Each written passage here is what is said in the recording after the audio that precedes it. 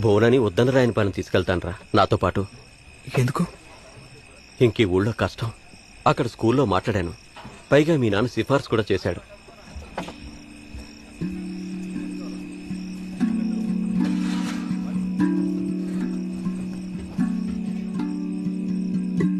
కాలమే నిజమౌనా కళ్ళకే అంటని కలలోనా నా చేతి పాపం లేయిది నీడల్లే సాగుతూ పాలిచ్చు ఎదతన్ని పంచుకునే పందెమే బంధుత్వం రేపన్న తీపంత నిరాశ చేదునా